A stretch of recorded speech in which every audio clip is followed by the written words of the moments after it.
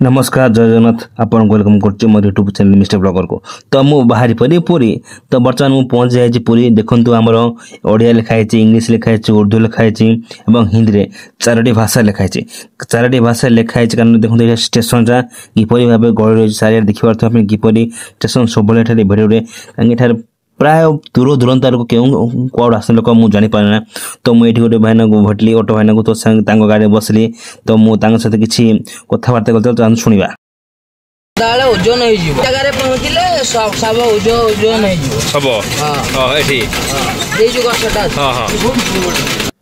तो वर्तमान हम देखि पाले पुरी श्री जगन्नाथ मंदिर जाको आमे श्रीक्षेत्र कोइ थाउ। मंदिर पूजा पांती जगन्नाथ बलभद्र सुभद्रा। तो सबुठारे बड़ ठाकुर हेले बलभद्र, तांको भौणी हेले सुभद्रा एवं जगतर नाथ जगन्नाथ एठारे पूजा पांती। तो यही मंदिर बहुत विश्वविख्यात रही। यही मंदिर एते विश्वविख्यात रही कि यार कला संस्कृति कारू कार्य आदि को ने यह सब बड़े चर्चा रही है। एवं यार देखिपारे पतित पावन बाना केमिति फरफर हे उड़ुची। आज रंगर लगी तो रंगर मत महत्व रही, हलदियार महत्व रही, धड़ा बानार महत्व। तो प्रत्येक रंगर महत्व रही। तो केउ दिन पई केउ रंग लागे ता जो माने एठार पुरोहित पूजक बा नना माने जहाँ कोई थाउ आमे से माने याकू लगे थांती। तो ए जो बाना रही या प्रत्येक दिन चेंज हुए।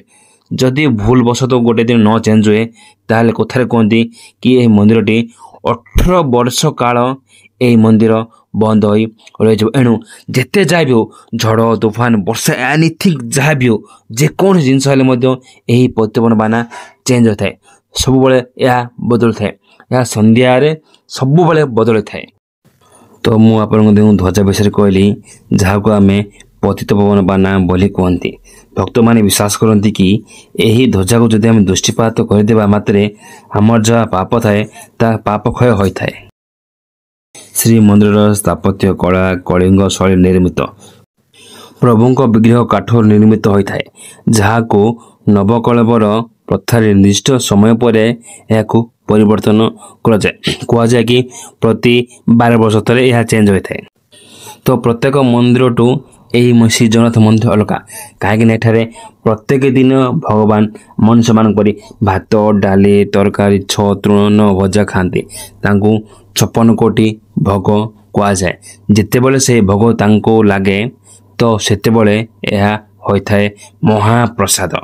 केवल देखो सबु मंदिर आपन को केवल प्रसाद कही था किंतु यह को महाप्रसाद कहुए।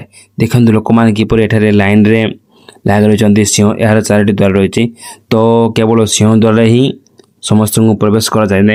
आ बाकी द्वारा जो माने पुरी लोक माने से माने को प्रवेश करती अन्य का लोक प्रवेश करती नहीं। केवल सिंह द्वारा ही समस्ते प्रवेश करी पारती। तो यही मंदिर भीतर को अन्य धर्म लोक को भीतर को प्रवेश नहीं। जेपरि कि आमर क्रिश्चियन रहिले मुस्लिम रहिले तो सेमान को एठारे भितरे प्रवेश नहीं।